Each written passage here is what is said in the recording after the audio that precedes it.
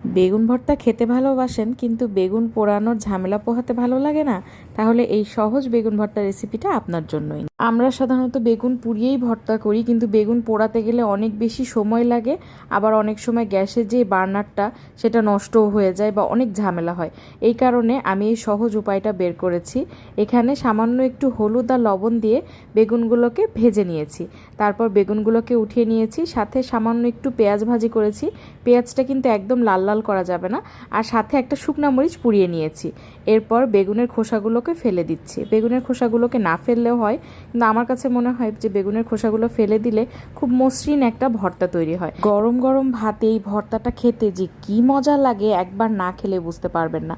তো বেগুনগুলোকে আমি ছিলে নিয়েছি, এরপর শুকনো মরিচটাকেও ভালো করে ভেঙে নিচ্ছি।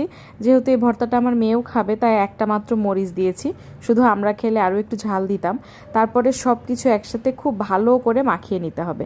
তারপর গরম গরম ভাত দিয়ে খাবেন অথবা কালাই রুটি দিয়ে।